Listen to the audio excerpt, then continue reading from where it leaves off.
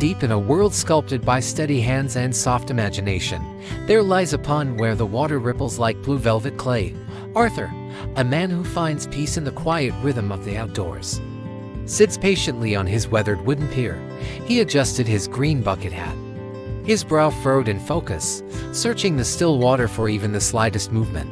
Around him, the landscape was a tapestry of handcrafted wonders, with trees standing tall like pillars of molded green clay. The morning air felt still, and the only sound was the faint, rhythmic ticking of a heart that loved the simple life. Arthur glanced down at his wrist. Time seemed to move differently here, measured not in minutes, but in moments of stillness. He let out a long, heavy sigh, a small puff of white clay steam briefly appearing in the cool morning air.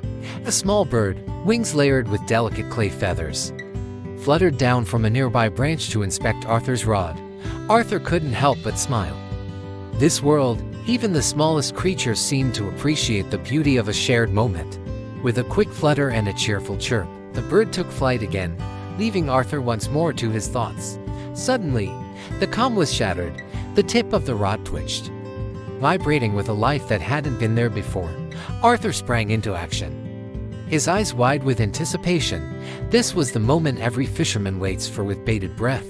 He began to reel in, his movements carrying the charming jitter of a world built one frame at a time. The line grew taut, pulling against something strong and elusive beneath the surface of the blue clay waves.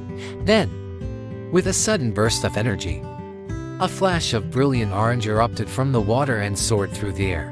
It landed gently in his net, a shimmering treasure from the depths that seemed to carry its own light. Arthur peered down, his breath catching in his throat as he realized this was no ordinary catch from the pond. Inside the net lay Goldie.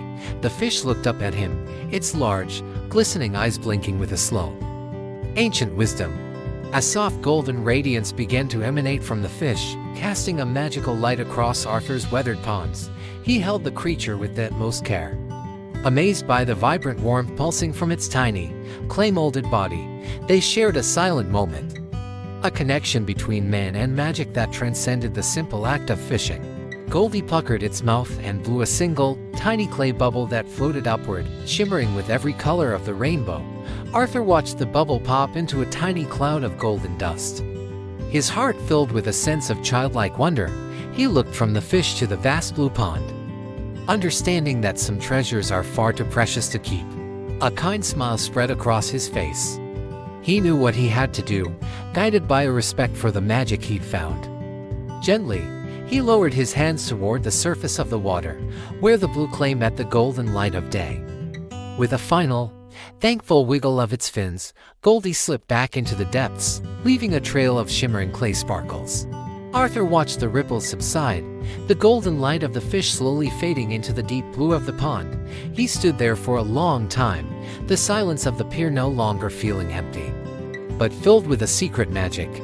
As the sun began to dip below the horizon, the entire clay world was bathed in a warm, breathtaking orange hue. Arthur picked up his gear, his heart light and his soul at peace, forever changed by his encounter with the goldfish. He walked back along the grass bank, the handcrafted world around him seeming to glow with a little extra wonder tonight. The pond returned to its quiet state, but deep beneath the ripples, a golden light still danced in the shadows.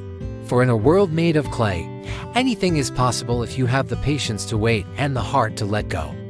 The stars began to emerge, tiny white clay dots pinned to a deepening purple sky, watching over the sleeping pond.